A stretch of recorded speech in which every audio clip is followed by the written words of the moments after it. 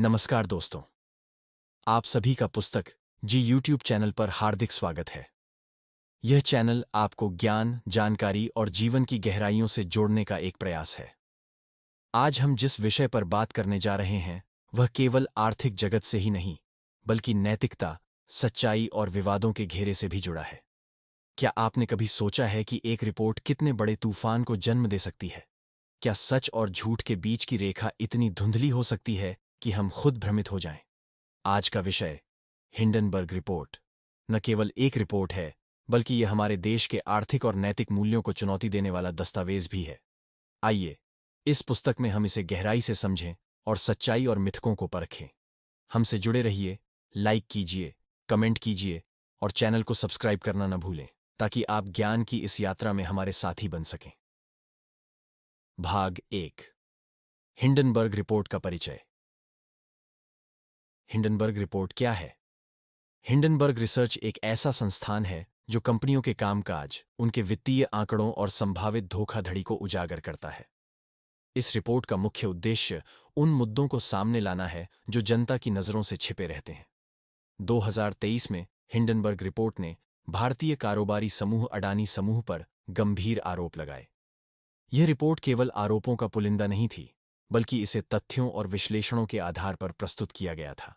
लेकिन क्या यह रिपोर्ट पूरी तरह से सच थी, या इसमें छिपे थे कुछ और इरादे?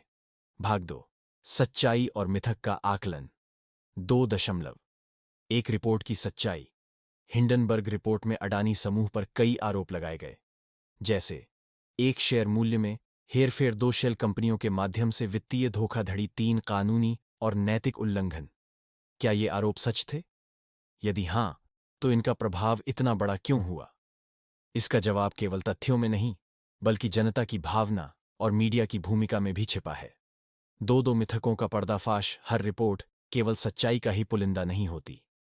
कभी-कभी यह व्यक्तिगत हितों या राजनीतिक उद्देश्यों से प्रेरित भी हो सकती है। एक, क्या हिंडनबर्ग निष्पक्ष है? हिंडनबर्ग ने पहले भी कई कंपनियों के खिलाफ रिपोर्ट जारी की है, लेकिन क्या ये सभी रिपोर्ट पूरी तरह से सही साबित हुई? दूसरे, अडानी समूह पर निशाना क्यों? क्या यह रिपोर्ट केवल सच्चाई को उजागर करने का प्रयास था, या इसके पीछे भारतीय बाजार को हिलाने की कोई साजिश थी? भाग 3। हिंदू दृष्टिकोण और नैतिकता। 3.1 सत्य की खोज। भारतीय संस्कृति में सत्य को सर्वोपरि माना गया है।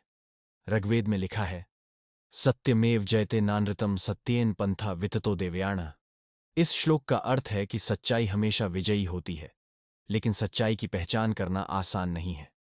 हिंडनबर्ग रिपोर्ट हमें यह सिखाती है कि सत्य और मिथक के बीच का अंतर समझना कितना महत्वपूर्ण है। 3.2 नैतिकता बनाम लाभ। हिंदू धर्म में व्यापार को केवल लाभ का माध्यम नहीं, बल्कि एक धर्म माना गया है। क्या अडानी समूह ने अपने नैतिक मूल्यों से समझौता किया? क्या हिंडनबर्ग रिपोर्ट ने अपने उद्देश्य को पार कर अन्याय किया? भाग 4। हिंडनबर्ग रिपोर्ट का प्रभाव।